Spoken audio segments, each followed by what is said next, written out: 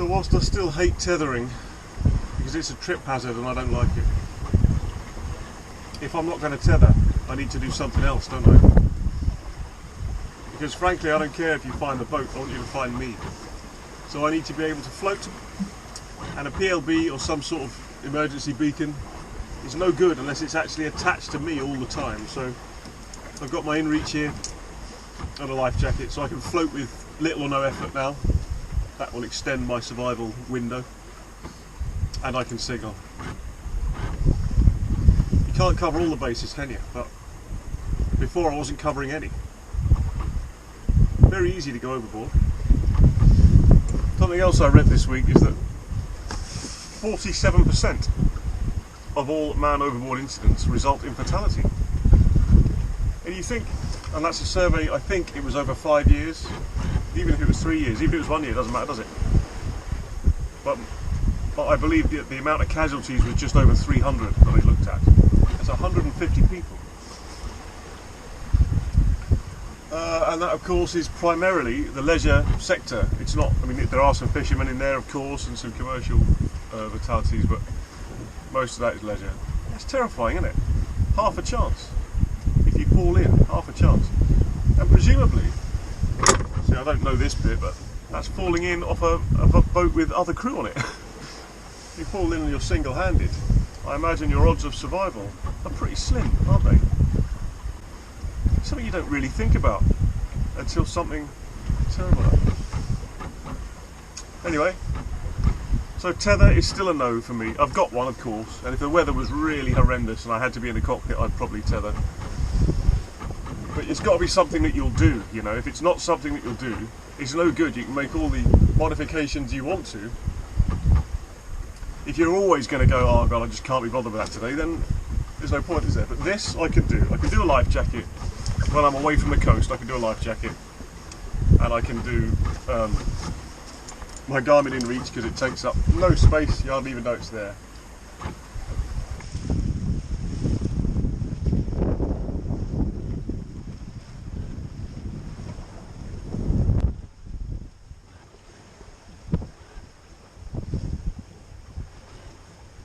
Not too taxing, is it?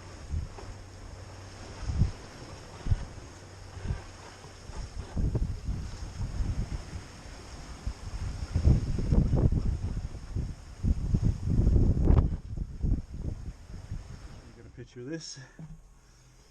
I've taken this apart with great difficulty. Now that's the port where the cooling water out of the pump goes into the block. You can see how calcified that is, and that's after a treatment with CLR.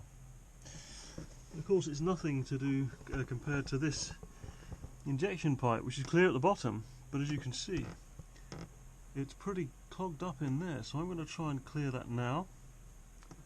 See if I can get some better functioning out of my pillar. Some of this stuff, which is after a bit of lime scale and rust remover has been in the engine already, some of this stuff is really quite hard. It all came out of there and you can see there's more in it. And what I'm doing actually is using this straw to siphon out the water and the calcium deposits. A bit like felching, so I understand. So that stuff on there is called Held-Tight. What it does is makes a sort of bituminous seal that, there's the gasket there, that never really sets. And the reason I'm using it is the complaint with these gaskets is if you use the original gasket, you get the salt crystals leaking out past the gasket all the time. Well, I intend to coat that gasket in Held-Tight. There's no way in hell that's going to leak. Well, you know, I say that, but stranger things happen, don't they? The bolts in there are really hard to reach. I've found, for me, that just a normal Allen key and just lots of fiddling, really, you know, fit the key, 1/8 of a turn, fit the key, 1/8 of a turn. To be honest, the bolts weren't that tight. They'll be a bit tighter when I put them back in. I'm something of a scientist now. I want to do a little test, so I'm just about to run some of this stuff through the engine. There's some little calcium deposits there that I retained when I was doing the little Y pipe and cleaning that out. So I'm just going to put a little bit in there and see how long it takes to have any effect. If it has any effect, let's have a look. Oh, look at that! Immediate reaction there, and remember that's cool stuff, it's not even heated. Right, so I'm just gonna leave that now. Undiluted, not heated up. I'm just gonna leave that. You can see the reaction happening. Let's see how long it takes to completely dissolve that. After an hour, this is what we've got left. I have to say that most of the fun stuff happened in the first sort of 20 minutes really. I suspect we've run out of reactant. Well, it's 3 AM. This was the most convenient, earliest tide I could find to dry the boat out so that I can repair my through hull.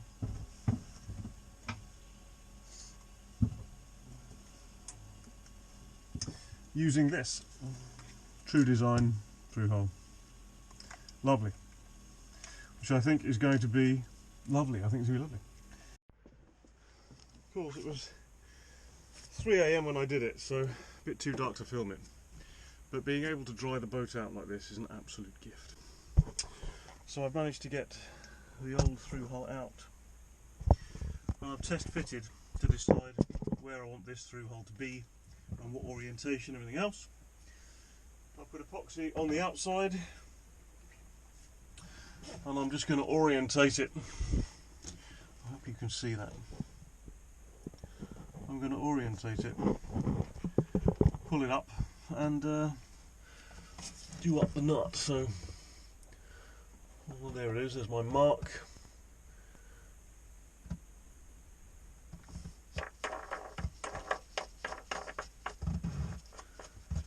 And I've cleaned around this whole area with oh great, I can see the epoxy squeezing out, it's great, with acetone.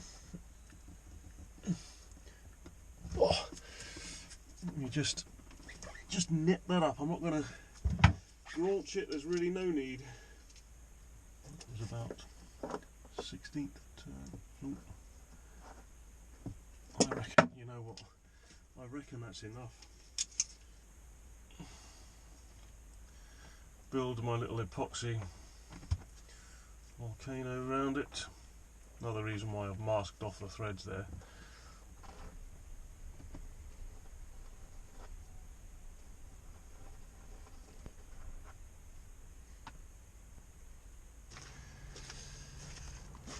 There it is. I think it's safe to say that we've properly bedded that. Put it there for a minute. I'll come and get it in a minute.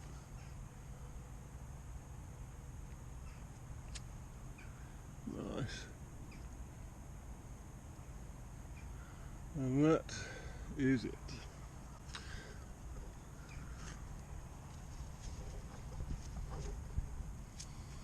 Look at that, that anode is already getting eaten away, look. That's incredible, that was brand new about 2 months ago. Very interesting that, very interesting. I wonder why that's doing that. Anyway, as long as it's that and not the prop, I'm happy. Sterngland. Listen.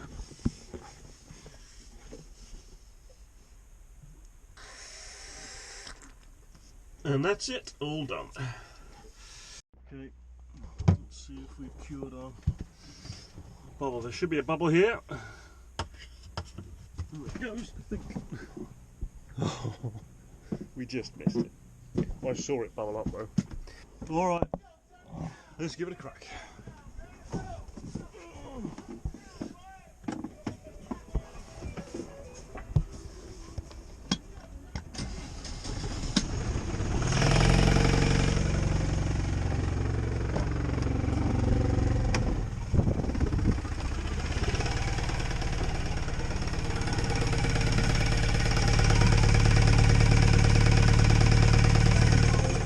That's promising, isn't it? Let's take it for a spin up the river.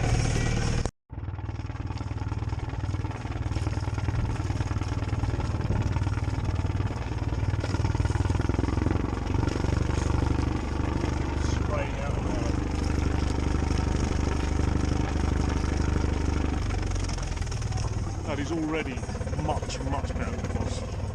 Let's hope it stays like that.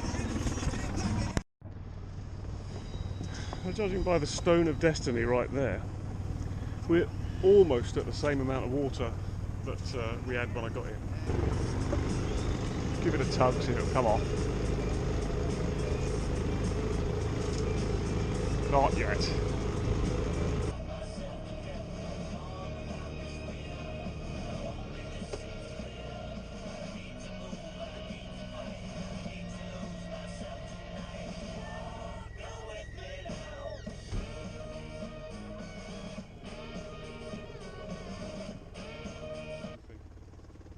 You do have to watch is that when you go in a stern, if the water catches the rudder like that, there is nothing you can do to stop it, and it will pull it out your hand.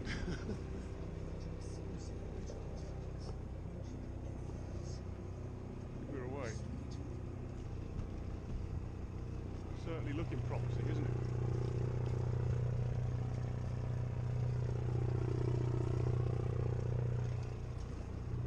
Might be fixed.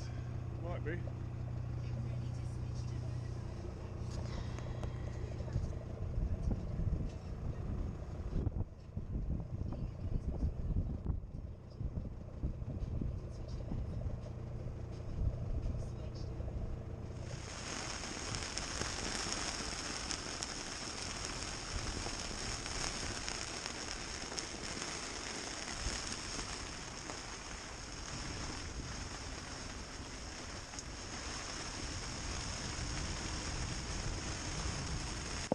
A quick summary then, shall we? So I've reassembled the engine using held tight. That was a key thing. Having run the engine now for about 20 hours probably, I'm not getting any of the salt crystal build up around that Y junction where I replaced the gasket. So it's not weeping. That means I've done the bolts up tight enough, and that held tight stuff is really doing its job. It's brilliant stuff, that, really, really good, and the ideal thing for that kind of joint. Sorry about the wind noise. It's absolutely howling here today. 40 knots of wind.